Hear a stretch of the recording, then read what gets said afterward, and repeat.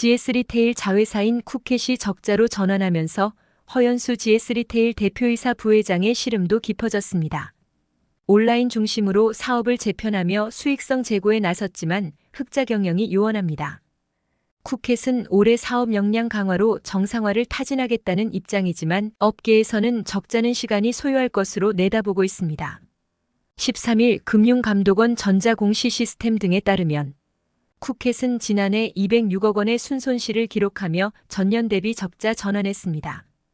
같은 기간 영업손실은 69억 원으로 전년보다 개선됐지만 매출은 352억 원으로 5.12% 감소했습니다. 부진을 지속한 데 따라 자본 총계 또한 전년보다 더 악화된 마이너스 525억 원에 그쳤습니다. 성장 동력 확보 차원에서 쿠켓을 인수했던 GS리테일의 소갈이도 덩달아 장기화됐습니다. 수익성 제고에 애를 먹고 있다는 이유입니다.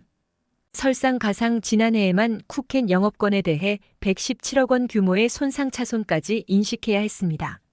앞서 GS리테일은 2022년 초 550억 원을 들여 2013년에 설립된 쿠켓을 인수했습니다. 쿠켓은 식품 기반 미디어 채널을 운영하고 있는 푸드 커머스 기업입니다. MZ 고객을 타깃으로 냉동 PB 상품 220여 종을 판매하는 쿠켓마켓을 통한 이커머스 사업도 영위하고 있습니다. 쿠켓은 2021년 말 기준에도 적자였습니다.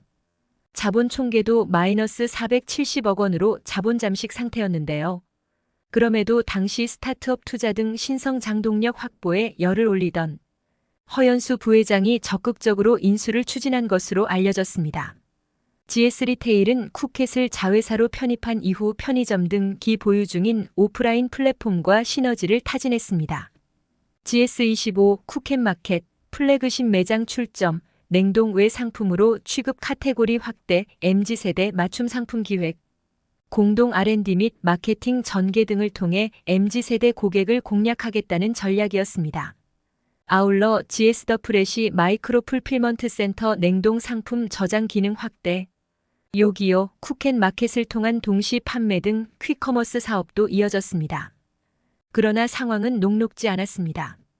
기존 편의점, 슈퍼 사업과의 시너지 전략 추진으로 인한 인건비 등 고정비 부담이 부메랑으로 되돌아왔습니다. 실제 2022년 쿠켓의 영업손실은 155억 원으로 전년보다 악화했고 매출 또한 373억 원으로 13.6% 쪼그라들었습니다. 부담감이 커지자 GS리테일은 지난해 들어 쿠켓의 오프라인 매장을 전부 철수했습니다. 온라인 사업에 집중하고 불필요한 비용을 줄여 수익성을 제고하기 위해서입니다. 코로나 엔데믹 시대에 맞춰 점진적으로 오프라인 매장을 늘리겠다는 전략을 1년 만에 재수정한 셈입니다. 이 같은 승부수에도 쿠켓은 적자를 면치 못했습니다.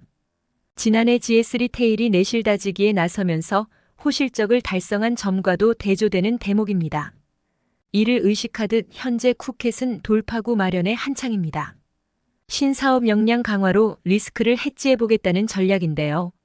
실제 쿠켓은 최근 자사 콘텐츠 사업부를 쿠켓 미디어로 격상하고 MCN 사업 등 신규 F&B 미디어 사업을 본격화했습니다. 쿠켓 핵심 사업인 간편식 사업과 미디어 사업의 지속적인 동반 성장 및 시너지를 극대화하겠다는 입장입니다. 쿠켓 미디어는 콘텐츠 다각화에 집중하며 F&B 콘텐츠 업계의 선두주자로서 입지를 더욱 공고히 한다는 각오입니다. 이를 위해 유튜브 신규 채널 육성, MCN 사업 본격화를 주요 과제로 선정하기도 했습니다.